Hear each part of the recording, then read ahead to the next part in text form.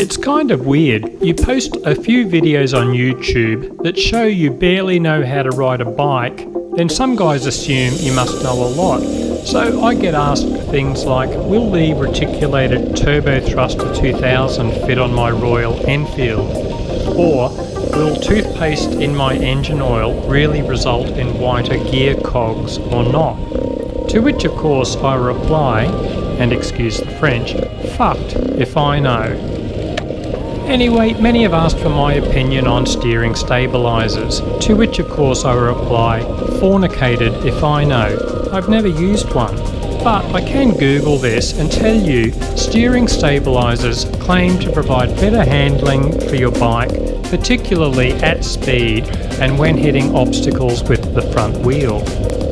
A stabiliser is just a hydraulic damper that is meant to help both the rider and the front forks control the steering. Typical examples would include the head shake many report from riding 2 strokes at speed, hitting an obstacle that tries to wrench the handlebars out of your hands, and of course the instability of almost any dirt bike ridden at high speed, such as a desert race. Stabilisers ain't cheap, which is probably why I've never tried one.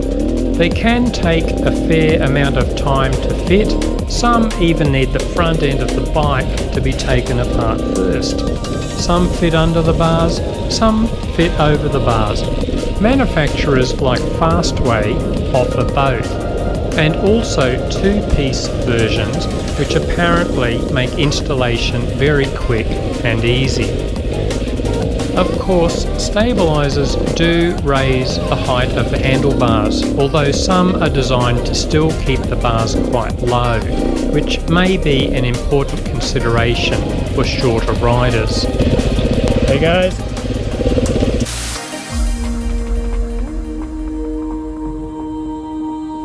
While many riders tend to just set and forget, others want to adjust the stabiliser while riding, in which case easy access to the adjustment will be important.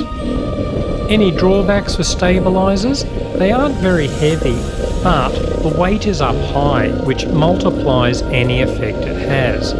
Stabilisers do tend to wear out, but most manufacturers offer cheap servicing when needed.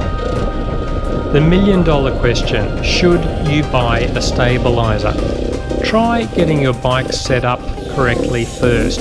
You might have an unstable front end due to your handlebar positioning, where your forks are set in the triple clamps, or a shitty front tyre. It ain't rocket science. Make sure your bike is set up correctly before spending hundreds of dollars on bling. Once your bike setup is correct, other cheap remedies are a 90-100 profile tyre, like the Golden Tyre Fatty front tyre. Oh, kicker! A wider front tyre naturally slows down your steering, as well as providing more traction at the front. I can personally verify this, as the Golden Tyre Fatty is now my front tyre of choice. Also, our coach, Chris Birch, says it's a good idea to tighten your head stem bearings down to the point where the handlebars just stop short of flopping to the left or right. He calls this the poor man's steering stabiliser, and it's well worth trying before shelling out big bucks.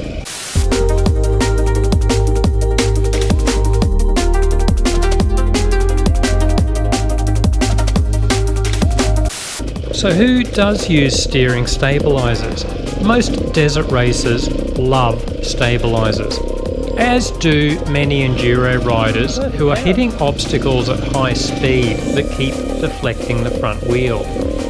But as the speed slows down, you get mixed reports from riders about whether stabilisers are God's gift to dirt riders or not. If you ask for my opinion, again, I will say copulated if I know. But if there's enough interest, I'll track one down to test and can report back. I'll leave it up to you guys.